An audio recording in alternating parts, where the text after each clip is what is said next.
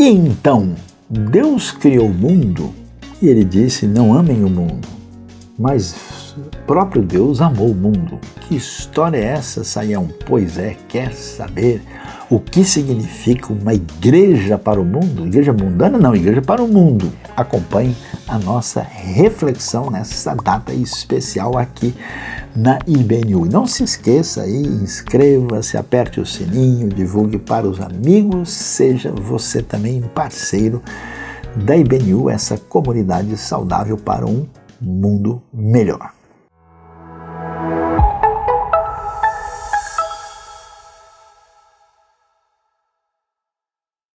Neste dia muito especial de celebração, quando estamos agradecendo a Deus pelas bênçãos sobre a nossa comunidade que completou aí mais um ano debaixo da graça do Senhor, vamos pensar e refletir na palavra de Deus e a gente poderia imaginar o que devemos pensar num dia como hoje. Com certeza, falar sobre o que é igreja. E vamos refletir sobre Igreja de Deus para o mundo. Importante pensar sobre isso e, para falar sobre esse tema, a gente deve começar a fazer a pergunta, né? Porque quando a gente fala sobre mundo, né, aí muitas pessoas até se confundem um pouco, mas espera aí, a Bíblia diz que Deus amou o mundo, mas diz lá, não amem o mundo, afinal de contas, o que é que devemos entender? Existe uma diferença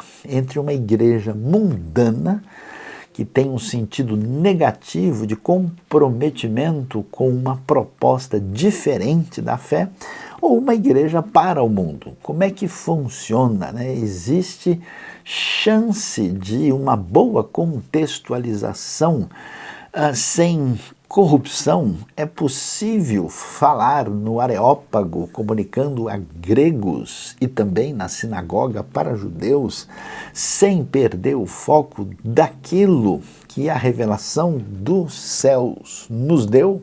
Vamos então olhar, e para isso eu gostaria de começar lendo o texto de 1 João, primeira carta do apóstolo João, capítulo 2, a partir do verso 15. E ali nós vemos essa advertência. João está contrastando aquilo que é uma vida de seguidores de Jesus muito autêntica com aquilo que envolvia uma espécie de caminhada na direção daquilo que é visto claramente como mundano. Ele diz o seguinte: não amem o mundo, nem o que nele há. Se alguém ama o mundo, o amor do Pai não está nele. Pois tudo que há no mundo, a cobiça da carne, a cobiça dos olhos e a ostentação dos bens, não provém do Pai, mas do mundo. O mundo e a sua cobiça passam, mas aquele que faz a vontade de Deus permanece para sempre. Então a gente começa a entender o que está envolvido aqui. Nós vamos compreender o que o raciocínio bíblico nos apresenta. Nós temos uma maneira de organizar a realidade, uma leitura e uma proposta de vida dentro de um sistema. Essa palavra sistema talvez até seja mais adequada do que a própria palavra mundo, né? Porque a palavra mundo em grego, cosmos, tem uma ideia exatamente de algo ordenado, de uma coisa estruturada. E por isso a gente começa a entender do que é que João está falando. Quando o texto diz não amem o mundo, a ideia é não amem os costumes do mundo, ou seja, da sociedade em oposição, em ruptura contra Deus.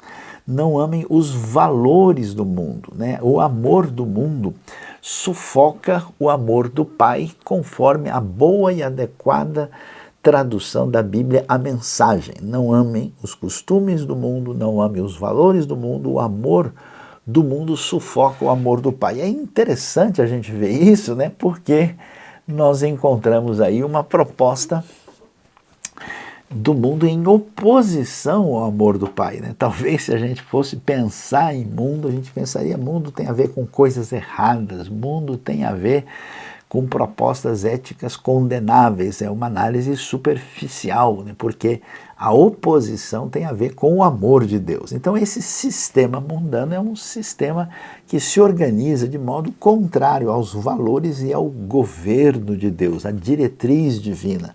É um sistema de rebelião aos princípios de Deus, que são, exatamente como vimos, fundamentados no amor. E aí, o que a gente poderia assim apresentar se a gente conversar com várias pessoas do contexto da comunidade da fé e até mesmo olhando para as Escrituras e para a história da proposta cristã de lidar com a realidade à luz do que significa a pessoa de Jesus? A gente pode aqui apresentar os top 10, né, os 10 mais elementos ligados ao mundanismo que não fazem parte dessa caminhada de fé. Então a gente tem vários. Um deles é a imoralidade sexual. Isso quer dizer que em vez da sexualidade estar relacionado com amor e compromisso e doação, ela vira objetificação, ela vira exploração do próximo, ela vira uma outra coisa diferente nesse mundo promíscuo que a gente vê à nossa volta. A futilidade, quanta coisa desse mundo que a gente sabe que não tem tanto valor, mas que ganha protagonismo, ganha prioridade, acaba dominando a mente, a vida das pessoas, e aquilo, vamos ser muito francos, é simplesmente fútil, vazio, inútil. Uma vida sem sentido, uma vida sem direção, sem qualquer propósito, sem razão de ser. É aquela vida de sofrimento e sem direção, como alguém que espera o relógio dar o tempo para chegar à sua despedida da sua caminhada. Isso faz parte daquilo que tem a ver com esse sistema anti-Deus. Ostentação. Quer dizer, isso tem a ver com futilidade. Quer dizer, quando você não tem valores, quando você não tem elementos fundamentais dos quais não se abre mão na sua realidade espiritual, social, existencial, sobra o quê? Aparências. Então, tanta gente vive de aparência. Uma das coisas mais importantes para isso é exatamente a ostentação, né? E essa ostentação, é curioso, ela é amiga de outro elemento mundano, que é ganância e poder. É aquela coisa que às vezes eu gosto, quer dizer, eu não gosto de me lembrar que a gente gasta o dinheiro que a gente não tem para comprar aquilo de que a gente não precisa para tentar impressionar a gente que você nem conhece. Então, quer dizer, é uma verdadeira loucura. Então, essa ganância com poder, com ostentação, criam essa cultura de mundo. Ódio e inimizade. Quer dizer, quando a gente não tem uma referência fundamentada, inclusive, no amor de Deus, nós vamos criar a independência das nossas próprias ilhas e absolutizar o governo dessa ilha particular com o nosso próprio trono. E ao fazer isso, nós declaramos guerra a todo mundo que de alguma maneira é um pouco diferente e parece ameaçar a nossa pretensa nobreza. Essa atitude multiplica, né, as fragmentações, as polarizações, as atitudes hostis. Então, o contexto do mundo é de guerras, inimizades. Tiago deixa isso muito claro, né, cheio de ódio e inimizade. A rejeição de coisas, vamos dizer, importantes e significativas dos valores nos conduzem ao mundo das coisas que têm preço. E o que tem preço aponta para a gente o valor, no sentido popular da palavra, de uma vida materialista. A pessoa não se importa com ética, não se importa com valores, não se importa com espiritualidade, não está pensando em devoção, ele simplesmente vive em função do imediato e daquilo que é satisfatório de modo concreto. Isso faz parte desse mundo sem Deus. A frieza com o reino, quer dizer, as coisas, os valores do reino de Deus, aquilo que é tão importante na caminhada da fé, acaba não mexendo com a gente, né? Então tem tantas pessoas que até fazem parte de um cristianismo nominal, de um cristianismo que segue uma tradição, mas aquilo é mais um valor cultural, um valor às vezes meramente tradicional. A coisa, né, o coração bate por outros elementos que não tem nem tanto a oferecer assim. autonomia junto com autossuficiência, né? Esse isolamento, essa ideia, né, de que eu basto a mim mesmo, né? Eu acho curioso quantas pessoas acham o máximo seguir a sua própria cabeça, né? Tem tantos centenas de pensadores, de filósofos, de líderes que marcaram a história, gente que fez diferença, né? Grandes mestres da caminhada espiritual, a própria pessoa de Jesus, mas a pessoa diz, não, olha, eu me amo, não posso mais viver sem mim, eu sigo a mim mesmo, né? A minha cabeça, ela é extraordinária e eu só preciso concordar comigo mesmo, nunca coloco as minhas perspectivas em xeque. Então essa autonomia muito significativa, exagerada e autossuficiência são marcas desse mundo. Então olha que coisa interessante. Quando a gente olha para isso, a gente vai ver, né, e aí eu acho interessante ver como é que a mensagem traduziu esse texto de 1 João 2, que interessante, porque o que aparece aqui tem bastante conexão com a tentação que Jesus sofre. Você vai lembrar quando Satanás apresenta-se diante de Jesus no deserto, logo após o seu batismo, ele é conduzido pelo Espírito para esse desafio, e aí quando ele chega lá, Satanás lhe oferece, olha, é possível chegar ao poder e ter direito ao reino, né? Ele tenta propor isso se você for por um caminho mais rápido que eu tenho para indicar. E esses elementos que ele apresenta, né, que se Jesus, por exemplo, transformasse as pedras em pães, né, se Jesus se jogasse lá do templo, para que, do pináculo do templo, para que os anjos viessem a acolhê-lo, a socorrê-lo ali, se ele fizesse essas coisas ligadas à tentação, né, ele seria recebido. Então, a maneira como a tentação é apresentada é muito análoga ao que a gente vê. E a mensagem em 1 João 2, 15 a 17 diz: praticamente tudo que acontece no mundo, atenção, desejo de seguir o próprio caminho, de querer tudo para si, de parecer importante, não tem nada a ver com o Pai. Tudo isso o afasta do ser humano. O mundo e os seus desejos vão passar, mas quem faz o que Deus quer está garantido na eternidade. É muito interessante, né, o que a gente vai encontrar aí nessa descrição do que tem a ver com esse mundanismo, né? O desejo de glória, de poder e de ter acesso, né? É como a gente vê na tentação, como se Jesus pudesse de fato impressionar a todos se atendessem às sugestões satânicas, que terminava inclusive com a proposta de adorar o próprio inimigo do povo de Deus. Quando a gente prossegue e vê como essa situação de distanciamento, de autonomia, de isolamento é mundana, a gente dá uma olhada em Tiago capítulo 4 e a gente entende a problemática e a dinâmica que está envolvida aqui. Olha só que coisa impressionante. De onde vêm as guerras, capítulo 4 de Tiago, e contendas que há entre vocês? Observe que esse tipo de coisa é mundanismo, estava presente dentro da comunidade da fé, para as pessoas não imaginarem que o mundo é somente um espaço ameaçador fora da igreja. De onde vem? Não vem das paixões que guerreiam dentro de vocês. Vocês cobiçam coisas e não as têm. Matam e invejam, mas não conseguem obter o que desejam.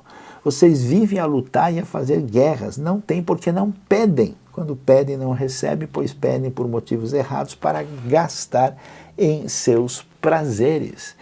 A indignação de Tiago é muito clara nessa atitude de não depender de Deus, né? Ou seja, não pedir, não colocar-se humildemente na condição de necessitado, mas de entrar em conflito com o outro de maneira bélica e pesada, e além disso, quando resolve pedir, pede com o mesmo tipo de vetor condutor do próprio coração perdido. Por isso a palavra é pesada, ele diz adúlteros. Vocês não sabem que amizade com o mundo é inimizade com Deus? Quem quer ser amigo do mundo faz-se inimigo de Deus. Ou vocês acham que é sem razão que a Escritura diz que o Espírito que ele faz habitar em nós tem fortes ciúmes? mas Ele nos concede graça maior. Por isso, diz a Escritura, Deus se opõe aos orgulhosos, mas concede graça aos humildes. Então observe que orgulho, altivez, essa postura de que se coloca acima dos outros e está disposto a entrar num conflito de maneira perversa, isso é a essência do mundanismo. Por isso, quem faz isso é amigo do mundo, traiu a relação de aliança com Deus, está envolvido com aquilo que é mundano e é chamado de inimigo, inimigo de Deus. Então a pergunta que a gente tem é, será que a igreja está ficando mundana? Como é que a gente observa isso? Que tipo de problema que a gente enfrenta? Então vamos lá. Você viu que autossuficiência, desejos indivíduos, egocentrismo e belicosidade marcam essa postura mundana. Então qual que é o problema? É quando a igreja se fecha em si mesma. Ela se torna mundo. É curioso isso, né? Na história a gente tem isso, esses ambientes religiosos das pessoas que tentam se isolar de todo mundo, se esconder num espaço diferenciado para não se contaminar com aquilo que está lá fora. E é curioso, isso parece não entender que o problema do ser humano reside principalmente dentro dele, não simplesmente com as coisas lá fora. E quando não se entende isso, nosso próprio espaço interno se torna um problema. Os problemas do mundo são os nossos problemas. Eu acho interessante, eu conheço muitas pessoas que começaram a frequentar uma comunidade de fé, de inspiração cristã, e depois eles começam a reclamar, nossa, eu encontrei um indivíduo lá na igreja que ele é sem educação, não, o sujeito é muito bruto, ah não, ele virou a cara para mim, ah não, ele não faz isso, ah, ela fez aquilo, e eles dizem, olha, que eles são gente da igreja, olha só, as pessoas imaginam, porque alguém está dentro de uma comunidade religiosa, ele virou uma pessoa diferente dos outros seres humanos. Não é o caso. Os problemas que estão dentro são os mesmos que estão fora, porque o mundo não é simplesmente um espaço geográfico, tem a ver com uma maneira de viver e ser perigosa que nos atrai indevidamente e é altamente problemático. Por isso, vencer o mundo, atenção, é curioso, é viver a missão. A vitória sobre o mundo nunca foi na perspectiva de Jesus. Aliás, Jesus era, num certo sentido, criticado por ser, na opinião de muitos, mundano, porque ele ia numa festa de casamento, ele estava conversando com pessoas indignas, ele se aproximava de cobradores de impostos corruptos, ele conversava com mulheres que eram rejeitadas na vida social, ele se aproximava de religiosos hipócritas, ia jantar na casa deles, ele fazia coisas como curar um servo de um homem que era da tropa invasora dos romanos na terra, e ele ia lá fazer um movimento numa outra direção. Por isso, vencer o mundo é viver a missão, é sair de si em favor do outro, como Cristo fazia.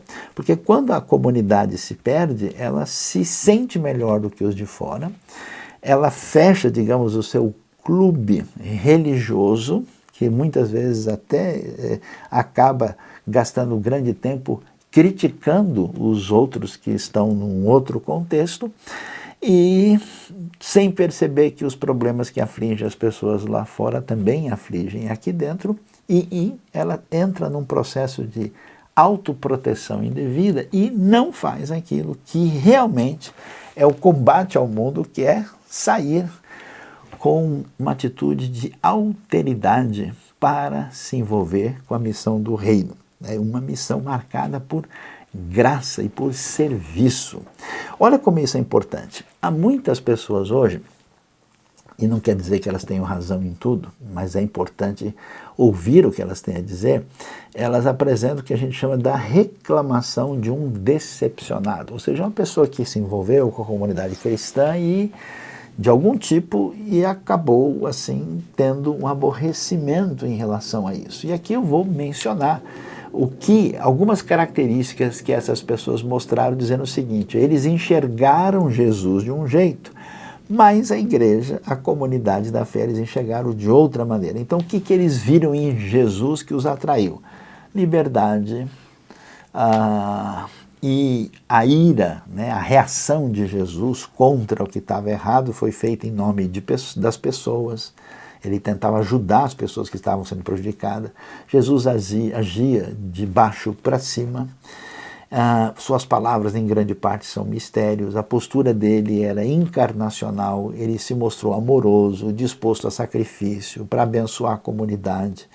Tinha uma proposta de poder descentralizado. Ele deixava ir as pessoas, enfatizava a coletividade. A coisa era mais tranquila, mais lenta, mais pausada. Estava disposto a enfrentar a dor. Era uma proposta tipo rabínica, focada em relacionamentos e, ao mesmo tempo, socrática, com descobrimento, com jornada. Mostrou mansidão, pequenez, variedade de ação, humildade, autenticidade, maturidade, e viveu essa vida todos os dias. Aí essas pessoas, com essa percepção de Jesus, que você pode imaginar em que medida ela faz sentido, se as pessoas chegarem em alguns ambientes e encontrar uma igreja cujas referências são regras, muitas regras, muita indignação, não por causa de pessoas, mas por causa de princípios ou de defesas de ideias, de cima para baixo em relação aos outros, sempre trazendo respostas, mesmo que nem sempre muito bem dadas para tudo, em vez de encarnacional, uma atitude cheia de fórmulas, com muita atitude julgadora, de juízo, buscando conforto, sempre com a ideia de apenas converter a comunidade, poder centralizado, tentando segurar as pessoas em vez de deixá-las ir no seu caminho, debaixo da orientação de Deus, valorizando a individualidade, querendo fazer as coisas intensamente, em muita velocidade, mais preocupado com o aspecto pragmático, então é programático, como fazer, a ideia de soluções, destino, aquela coisa de igreja meio que empresa, né? Poder, grandeza, homogeneidade, todo mundo tem que ser e pensar igual aqui, se a pessoa tiver dúvida, ficar diferente, isso é problema. Uma atitude pretensiosa, máscaras em vez de autenticidade, né? As pessoas se reúnem para dizer como elas são legais, elas leram a Bíblia, elas fizeram oração, ajudaram os outros, ninguém chega lá, puxa, a pessoa essa semana fiquei com raiva do meu primo, fiquei com vontade de bater nele e agora estou me sentindo culpado. Nossa, que isso, rapaz, vira essa boca para lá, não pode, né? Uma atitude, às vezes, infantil e, muitas vezes, achando que ser um bom cristão é no domingo, de preferência, na hora do culto. Será que esse caminho, essas impressões, elas são sem sentido ou será que a gente, de fato, precisa prestar atenção direito sobre a diferença entre uma igreja para o mundo e uma igreja mundana? Interessante que quando Jesus vai partir e quer deixar orientação para os seus discípulos na sua caminhada em João 17, ele vai dizer algo muito valioso. Agora vou para ti, ele fala para o Pai. Mas digo estas coisas enquanto ainda estou no mundo, para que eles tenham a plenitude da minha alegria. Dei-lhes a tua palavra e o mundo os odiou, pois eles não são do mundo, como também eu não sou. E Jesus prossegue, e não rogo que os tires do mundo, mas que os protejas do maligno. Eles não são do mundo, como eu também não sou. Santifica-os na verdade, a tua palavra é a verdade. Assim como me enviaste ao mundo, eu os enviei ao mundo. Em favor deles eu me santifico, para que também eles sejam santificados pela verdade. E ainda Jesus vai prosseguir e dizer, eu lhes disse essas coisas para que em mim vocês tenham paz. Neste mundo vocês terão aflições, contudo tenham ânimo, eu venci o mundo. Então preste atenção como está nítido aqui os dois elementos. Jesus diz, olha, o mundo os odeia. O sistema de vida em oposição a Deus vai sempre representar algo totalmente diferente da proposta do reino. É esse ambiente de máscaras, esse ambiente de falta de autenticidade, de ostentação, de individualismo problemático, de autossuficiência e uma proposta de vida totalmente egocêntrica e que organiza todo um jeito de ser de vida que se opõe a essa alteridade que vemos no reino de Deus. E interessante que Jesus diz que ele venceu o mundo. E ele diz claramente uma coisa importantíssima, né? Que ele faz o pedido ao Pai para que ele não tire os seus discípulos do mundo. Percebe? A vida na comunidade de Jesus envolve não se afastar de jeito nenhum do mundo, no sentido missionário dessa presença, e ao mesmo tempo, de modo nenhum, se contaminar ou beber e se deixar dominar por essa realidade do mundo. Como estar totalmente nele, sem ser parte dele, é o foco fundamental do que significa ser igreja nos ensinos de Jesus.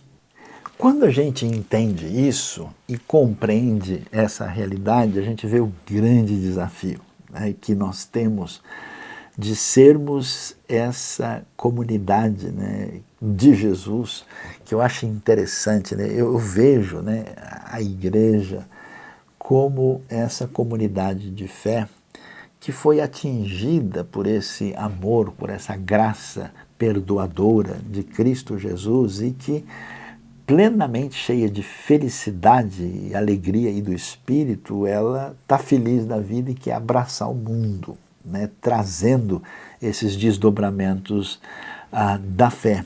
E isso você vê, por exemplo, no livro de Atos, né, como a igreja aparece ali, em grande parte, claro, com uma série de problemas, de erros, uma igreja exuberante, né?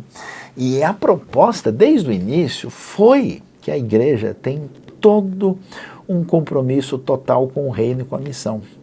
Talvez, na história da reflexão teológica e missiológica da igreja, uma das pessoas que acabou entendendo isso de maneira bastante significativa foi o teólogo alemão Dietrich Bonhoeffer. Bonhoeffer é muito interessante o que ele vai dizer, porque uma das suas ênfases, porque ele ficou muito impressionado e assustado com o que aconteceu na sua experiência durante o surgimento do Partido Nacional Socialista, né, o nazismo alemão, que dominou o cenário da época da Segunda Guerra.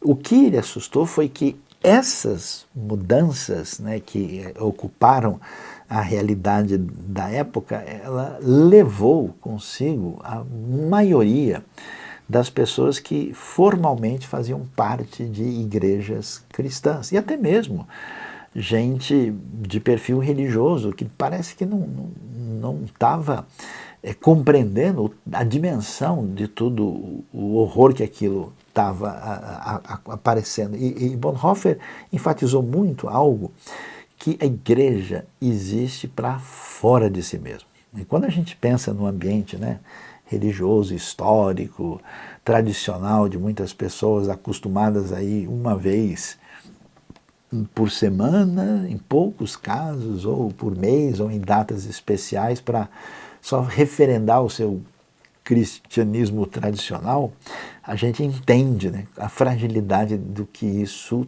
trouxe para a comunidade da fé naquele contexto. E o que ele vai concluir é muito interessante. Ele diz: a igreja, muito mais que uma instituição, que esse é o problema de muita gente, né? A igreja é vista como um CNPJ, uma espécie de ONG que faz coisas religiosas, né? A igreja é Cristo que existe sob a forma de igreja. Cristo não está um pouco presente através da igreja. Não, a ideia teológica do Novo Testamento não é essa. Ele existe hoje para nós sob a forma de igreja. Quer dizer, a única maneira de Cristo estar presente de maneira concreta no mundo é exatamente através do seu corpo, que é a igreja, já que Cristo fisicamente ressuscitou, ascendeu aos céus, está diante do Pai e só então o seu reino completo virá no fim. Então, a ideia que nós temos aqui é uma ideia diferente. Algumas pessoas imaginam que a igreja é uma parte daquilo que envolve a realidade da fé. Inclusive tem muitas pessoas hoje que dizem, olha, eu tenho minha fé individual com Deus e eu não preciso de outras pessoas. As outras pessoas só são um problema, só complicam a minha vida. Ok, Mister Perfeição.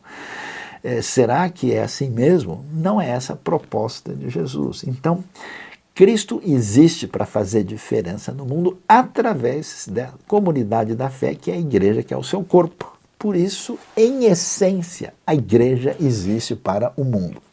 E aí a gente começa a pensar, né? O que acontece? Como é que muitas pessoas entendem? Mundo é você se vestir de uma maneira meio estranha.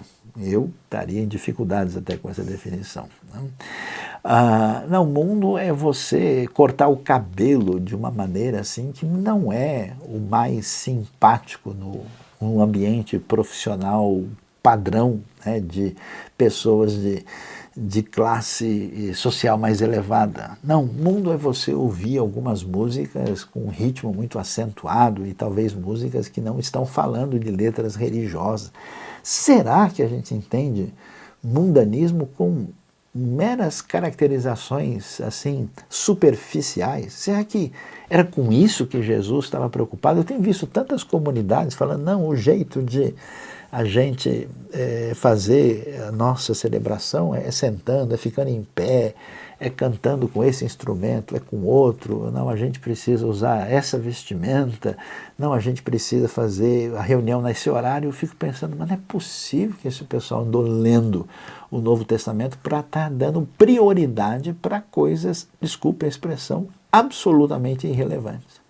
Então a pergunta é, quando é que seremos igreja? Quando é que nós estamos nessa sintonia com a proposta de Jesus? Então vamos lá. A gente só é igreja quando a gente está nessa proposta de alteridade ligada ao reino e à missão. E para nós, a realidade só será verdadeira quando o descrente tiver primeiro lugar na missão. Veja o exemplo de Jesus. Se a gente é cristão, a gente deve ter no foco da nossa vida que é ser parecido com Jesus. Jesus estava fazendo o quê? Ele estava indo para lugares onde muita gente religiosa não ia. Ele estava conversando com pessoas pobres, necessitadas, lidas como perdidas, marginalizadas pela a maneira de pensar daquele tempo, tanto no ambiente social como no ambiente religioso. E o descrente tinha o primeiro lugar na missão. Então isso, se a minha comunidade de fé, se eu que faço parte não tenho isso em foco, preciso realinhar o meu caminho.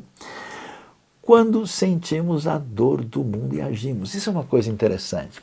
Fé cristã verdadeira não é só explicação teológica e declarações de fé.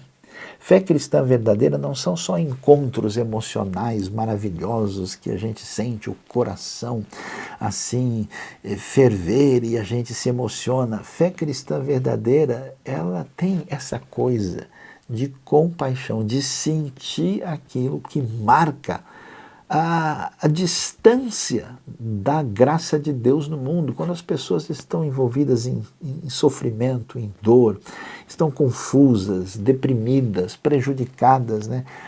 Então, uma comunidade de fé saudável, ela sente isso e ela age para fazer diferença. Ela representa. Olha como Jesus era movido de íntima compaixão diante de pessoas em sofrimento. Então, se a igreja perde essa sensibilidade, não sei o que vai sobrar daquilo que é chamado de Igreja de Jesus. Igreja nós vamos ser quando os nossos projetos mostram a graça concreta de Deus. É impressionante como tantas comunidades de fé, elas gastam tantos recursos apenas para o bem-estar dos seus membros. Então elas querem um lugar mais gostoso, um lugar mais bonito, uma coisa para agradar e até divertir os seus membros. Isso em si não é um problema, mas a pergunta é, diante da realidade do mundo, como é que a gente vai ser parecido com Jesus e explicar o que é graça de Deus se a gente não é uma comunidade de serviço? A gente está lá num ambiente, num bairro, onde a gente está separado de todo mundo, vai se reunir para elogiar a nossa proposta de vida, de preferência criticar os outros que estão agindo de maneira diferente, e a gente não faz nada para beneficiar ninguém. Quantas comunidades passam anos sem desenvolver um projeto que abençoa? Gente que está em situação de desespero, necessidade emocional, gente que está em situação de miséria, gente que vive numa situação aí de desespero de entendimento do sentido da vida, gente que sofre tráfico humano, gente que...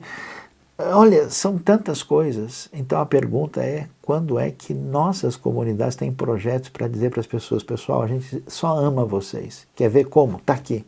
E a gente tem projetos do reino para servir as pessoas, independentemente de retorno.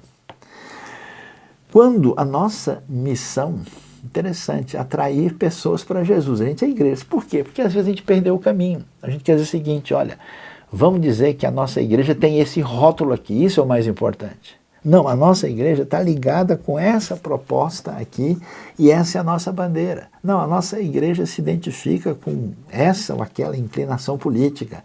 Não, a nossa igreja defende o grande teólogo tal. Pessoal, se somos comunidade de Jesus, a nossa missão é atrair pessoas para Jesus. Uma igreja abençoada é quando até mesmo os seus, vamos dizer, atuantes principais somem de cena para que apareça a pessoa bendita e gloriosa de Cristo Jesus, nosso Senhor e Salvador.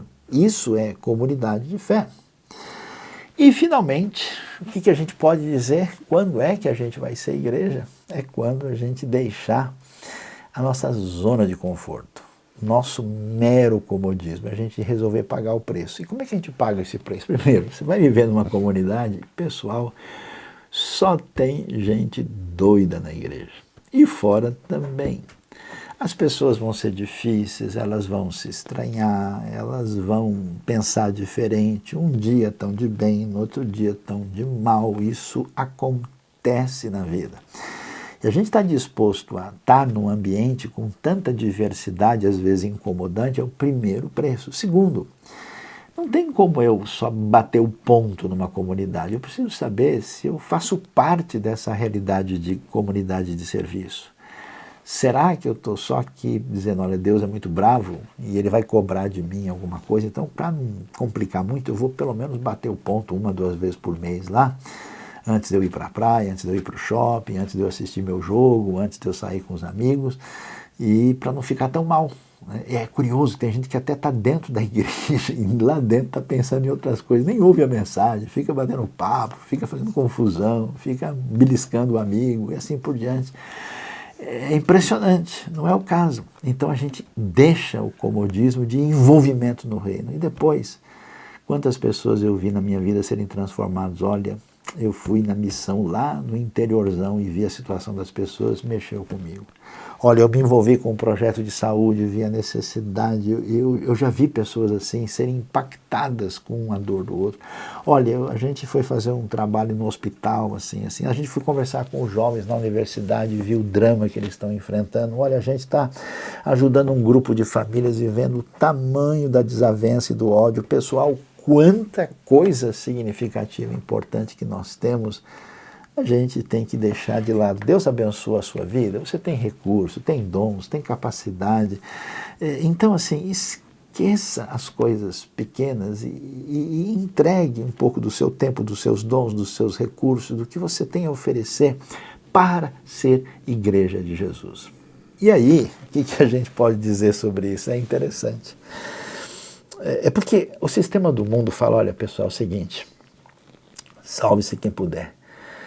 Se você cuidar de si mesmo, você já está ótimo, porque muita gente nem isso não faz. Então, proteja-se lá, aumente os seus recursos, né, faça um investimento em si mesmo, crie a sua torre de segurança e seja feliz. E Jesus diz, pessoal, não é assim o caminho.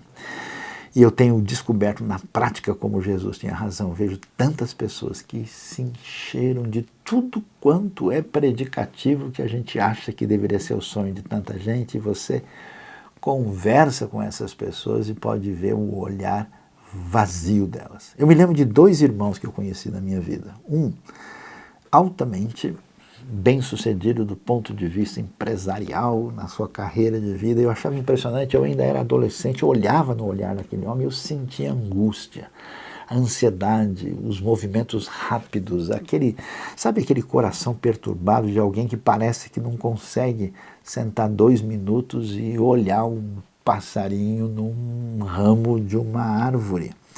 E eu conheci o irmão dele, que uma das pessoas que mais impactou a minha vida, que é alguém que dedicou a sua vida a Deus, que olhar sereno, que sorriso tranquilo de alguém que parecia não ter nada, mas eu podia perceber, ainda em tenra idade, como a sua vida era diferente. Por isso, o nosso chamado é doar-se à semelhança de Jesus. E a gente termina a nossa reflexão e lembrando que tudo que Dietrich Bonhoeffer fez parece que não valeu nada. Sabe por quê? Poucos dias antes dele ser libertado da sua prisão, ele foi assassinado pelo regime nazista. Mas a sua frase continua atravessando a história. Ele disse: este é o fim, mas para mim é o começo da vida. Impressionante alguém poder dizer isso com tanta clareza.